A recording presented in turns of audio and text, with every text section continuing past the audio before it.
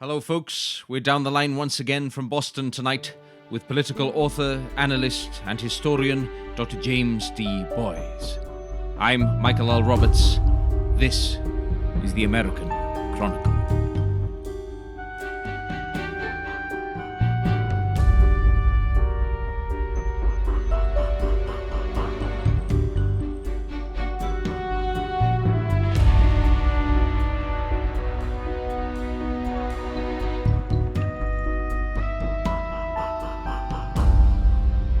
In a slight change to regular broadcasting, it's Tuesday, 14th of April, 2020, and, with thanks for your continuing support, we broadcast once again today and ride the waves of air, discussing Wisconsin and election strategy, the Bernie Sanders dropout, Joe Biden's vice presidential picks, and Donald Trump's hero's journey, as presented by himself. With much to get through as ever then, I began today's show by asking Dr. James D. Boys about the voting story in Wisconsin this week. And, never one to disappoint, the good doctor went one further, giving some poised historical context to the answer by way of the U.S. Constitution. So here we are, it's the start of another week of lockdown. Easter weekend has been and gone, and still the United States appears no closer to getting out of this situation. This, of course, was the weekend that Donald Trump had originally speculated he would have liked to see the country reopened by. That clearly hasn't happened. There seems to be very little sign at this point, quite frankly, of when or if the various statewide curfews, as we might as well be thinking of them, are going to be lifted. We've spoken numerous times on this podcast about the gulf between the federal response and the state-by-state response. Very little has occurred, quite frankly, to improve that current situation. There are still a number of states which are defying effectively the national norm and declaring a state of lockdown. Amongst all of this, of course, we're still seeing the ongoing presidential election, the process to select a Democratic nominee to challenge Donald Trump in the November election. In the past week, we've seen Wisconsin, for example, go to the polls, but in a very convoluted fashion.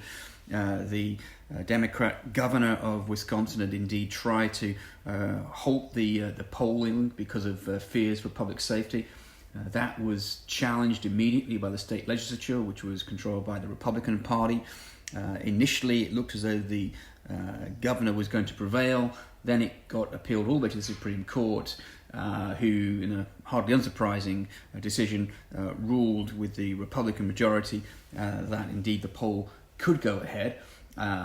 We're still in a degree of flux with regards to this because there was a time period allowed for postal voting and for absentee ballots to come in. Certainly, it's very clear, I think, that many people are looking at the debacle over Wisconsin and the very, very different approach adopted by the Democratic and Republican Party with quite alarm. Some people suggesting that it could be a dry run for what might happen in November if, heaven forbid, we're in a similar situation. For that to occur, of course, would suggest that the United States would need to have been in an effective stay-in-place scenario for the better part of a year, which is quite frankly unimaginable for those of you who are living through it here at the moment in Boston. Certainly there is speculation as to what might happen. Conspiracy theorists suggesting that Donald Trump might well use this as an excuse to somehow cancel an election or to call into debate, into question the veracity of a vote come November. He's already, for example, casting doubt upon the veracity of postal votes, whilst, of course, he already has one in place for his residency in Florida.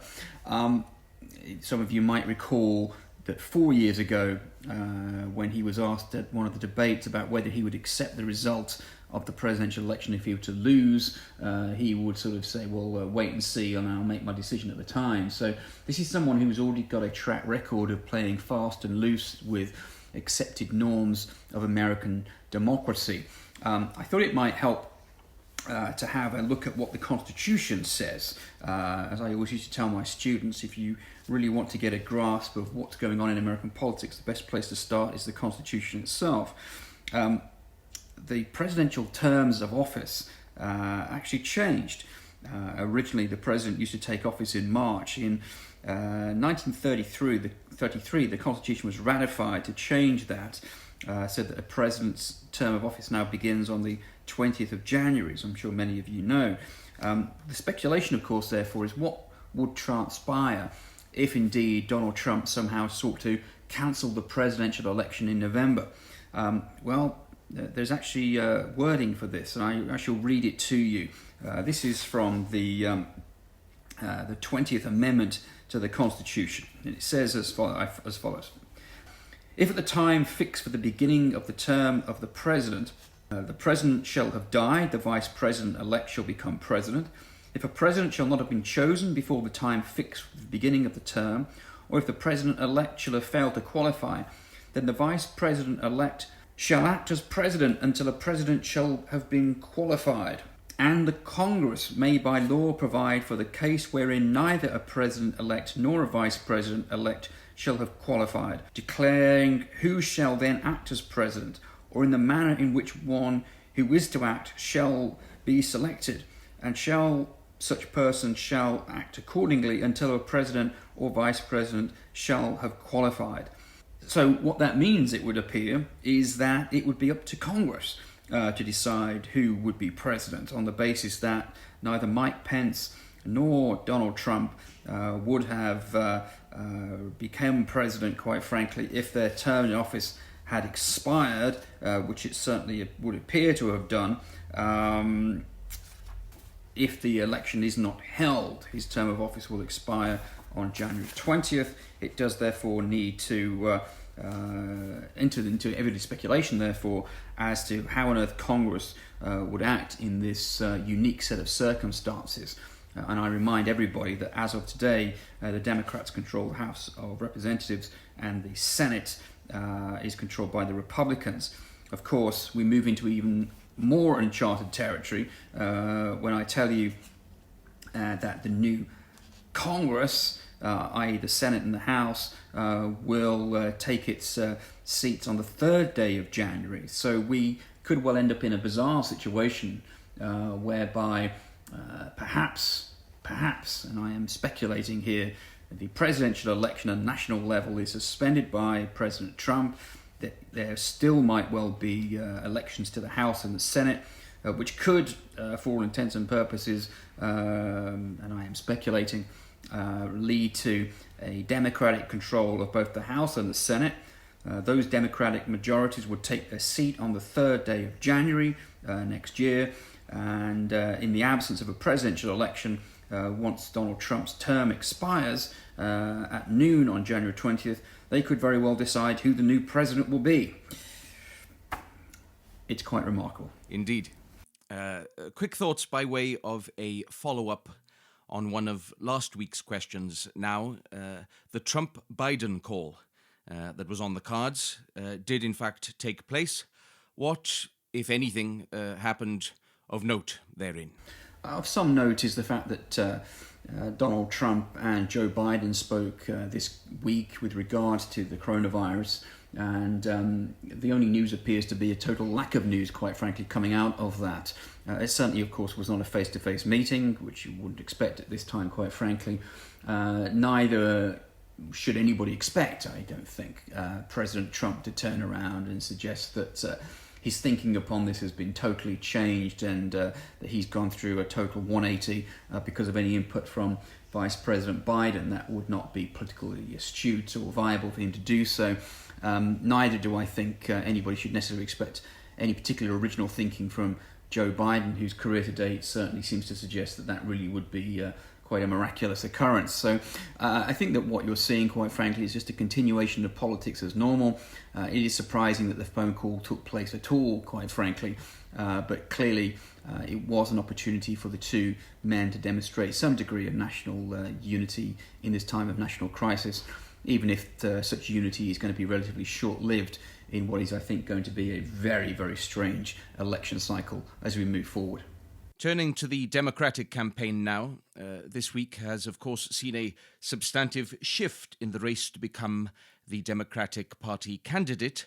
Your analysis of the Sanders dropout, please, and perhaps, given one of your areas of expert authorship, a comparison of this week's machinations with those of the 2016 election in terms of Hillary Clinton.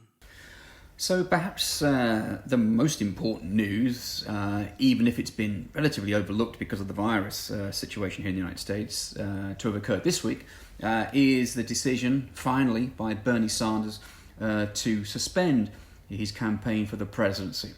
This is basically nothing more than an acceptance of political reality.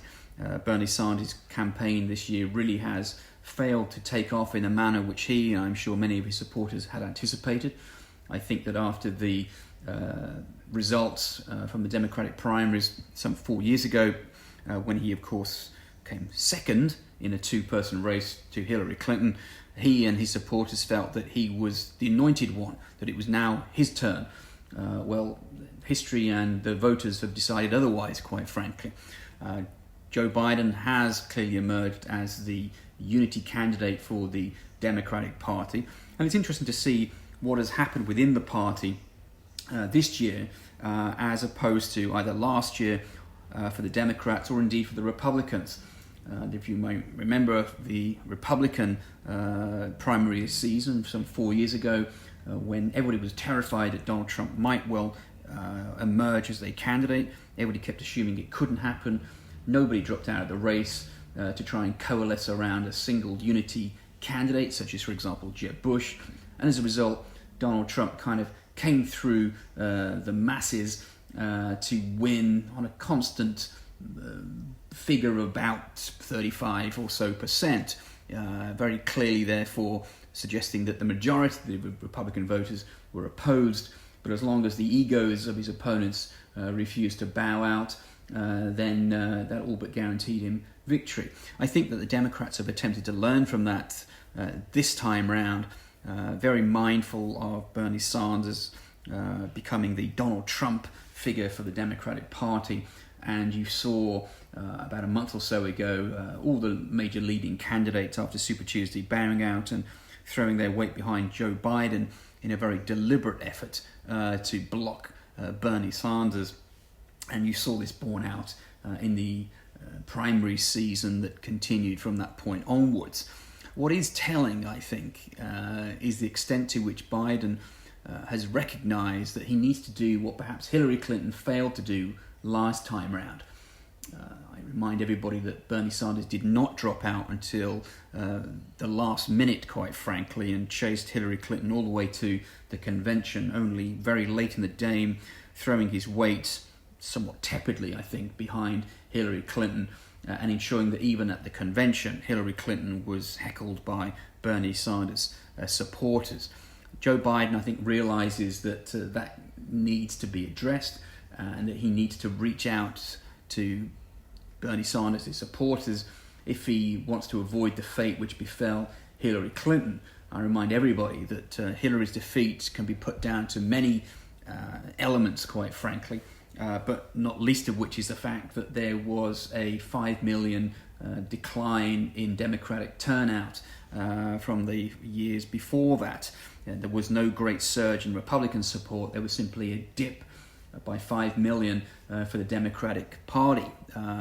Very clearly, Joe Biden believes this is an eminently winnable election if the Democratic base gets out to vote. His thinking clearly is that Joe Biden can win this where Hillary Clinton did not, as long as he can get Bernie Sanders, his supporters, to come to the polls, believing that perhaps they were in large part the individuals who did not turn out to vote for Hillary Clinton 4 years ago, or perhaps threw their weight behind either the Green Party as identifiable with Jill Stein, or with the Libertarian Independent vote, or even in a worst case scenario, voting for Donald Trump. Perhaps also some of them stayed at home. Very clearly, therefore, Joe Biden is attempting to court Bernie Sanders supporters talking about the fact that Bernie Sanders and his team have created a movement. Very clearly there has been an emergence over the past 4 years of a new left movement here in the United States, identifiable in part with Bernie Sanders, as well as AOC, of course, out of New York City, very much formulating around support for the Green New Deal concept. It must be said that in many ways this is somewhat out of kilter with the mainstream United States. It's not particularly politically difficult to see how it is that Bernie Sanders and this nascent movement helped drag the Democratic Party to the left 4 years ago, making it a little bit more difficult for Hillary Clinton to position herself at the political centre, where she, of course, had spent much of her political career along with her husband. What you're seeing, therefore, is, I think, Joe Biden paying lip service to a certain extent to Bernie Sanders, his supporters, hoping that by doing so this early in the primary season, that by the time November rolls around, any hard feeling will have basically diminished and will not prevent them from coming out to voting for the Democratic candidate in November. Yeah, in terms of November, explain for our listeners, please, who is in the running for Joe Biden's vice presidential picks and what his priorities might be in that regard. So with Joe Biden having all but wrapped up the nomination for the Democratic Party, a lot of questions are now being asked about who he might name as his vice presidential running mate. He has made it clear that he intends to name a woman to the position. Some people are suggesting this is a historic first, but of course that is certainly not the case. We've seen Hillary Clinton as the Democratic nominee at the top of the ticket 4 years ago. We've seen the Democratic Party nominate a woman in the past, in 1984, for example, Jodine Ferraro, to run as the vice presidential nominee. And of course, who can forget Sarah Palin, the vice presidential nominee for the Republican Party in 2012 with John McCain. The idea that he's going to select a woman is, of course, significant, so that does at least help narrow down the field of potential candidates. Who might he choose and why might he choose them? Well, of course, the most important thing to consider is Joe Biden needs to help choose someone that can help him win the presidency. And to win the presidency, of course, you need to win the Electoral College, and to do that, you need to garner 270 Electoral College votes. Most thinking will suggest that what you want to do, therefore, is to choose someone as a running mate who can guarantee bringing along their own state, and that the more populous the state, the more delegates it brings for the Electoral College. Therefore, you want to choose someone who is very popular in their own state and very popular in a large, populous state. And again, I remind everybody that the Electoral College divides the electors per state on issues to do with population, not land mass. Therefore, whilst Texas does have a large number of delegates, Alaska, the largest state in the Union, does not. So who might emerge? Who might we be thinking about potentially? Some people have suggested Christian Gillibrand, for example, senator out of New York, who again had run in 2020 early on as a presidential candidate. It's not impossible, but quite frankly, her level of media presence has been very much diminished at this point in time. No one is really talking about her, I don't think, as a particularly serious candidate, despite the fact that, of course, New York would be great to have in the Democratic fold. But again, I remind everybody that there are certain states which are all but guaranteed to vote for the Democratic Party. New York would certainly be one of the first states in anybody's tally, I think, to identify who will vote for the Democratic nominee in November. So it doesn't really make an awful lot of sense necessarily, I think, to choose Kirsten Gillibrand from New York, because quite frankly, New York should be in the Democratic tally come what may, and if it isn't, then quite frankly, Joe Biden has a lot bigger things to worry about. I think a similar fate may well befall Kamala Harris, who a lot of people, of course, have talked about as a potential Democratic vice presidential running mate. She'd certainly make a very valid candidate, I think, in many cases. She is the United States Senator. She was a 2020 presidential candidate. She was someone who many people had a lot of expectations for. Her campaign simply never quite took off. But again, that nagging question of California, the very last thing Joe Biden needs is any more votes from California. The Democrats won that state by some 2 million votes, if I'm not mistaken, some 4 years ago.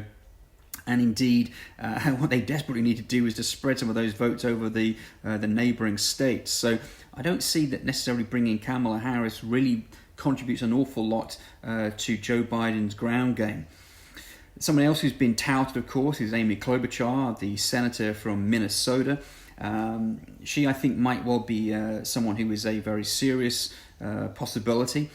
She comes from the Midwest, which, of course, is part of the country that the Democrats need desperately to bring into their tally this time round. It was part of the country which was seen to back away from Hillary Clinton some 4 years ago. So I think Klobuchar could very well be a possibility. She's not my favourite, but she's certainly something that's worth mentioning, I think. Someone who a lot of light has been on, of course, is Senator Elizabeth Warren from the great state of Massachusetts, where I'm speaking from today. But again, I think that the great problem with naming Senator Warren is simply the fact that, again, Massachusetts is going to vote Democrat come what may. I don't think that her being on board necessarily galvanizes an awful lot of excitement or will whip up local support any more than it already is, quite frankly. It's worth considering, I think, if we move on from sitting senators, who it might well be, therefore, that could be chosen from other branches of the government. And I think right now, my favourite candidate is Governor Whitmer from Michigan. She is an individual who perhaps lacks a great deal of experience, but she would, I imagine, be able to bring Michigan along with her. It's a state which, of course, Hillary Clinton lost narrowly in 2016, a state which Donald Trump desperately needs to hold on to if he wants to become president. She's a candidate, I think, who could bring the Midwest along with her, bring Michigan with her, and I think, therefore, that she would be an all too obvious candidate for Joe Biden to name as his presidential running mate. All eyes on Governor Whitmer, then. As ever, my favourite part of the show now, historical context time. Donald Trump is increasingly framing himself in rhetorical terms as the decider-in-chief. The reopening will be the biggest decision of his life. He is always the hero of his stories at the briefings and paints various demographics as his day-to-day villains, journalists, immigrants, etc. Has any individual in the history of the presidency presented himself as the hero-in-chief in such a way? And, if so, under what conditions? I was thinking about any examples of this in the past, and the closest I can think of, quite frankly, comes from the 1930s and 1940s, when Franklin Roosevelt and his administration presented himself once the New Deal era was moving to an end and America's involvement in the Second World War was becoming increasingly clear. The suggestion was that Dr. New Deal was going to become Dr. Win the War, and suggesting that the United States would be unable to prevail without Franklin Roosevelt at the White House. And indeed, you saw in the election of 1940 and then 1944, at that point, unprecedented and still unprecedented situation whereby a sitting president remained in office, seeking election a third and then a fourth time.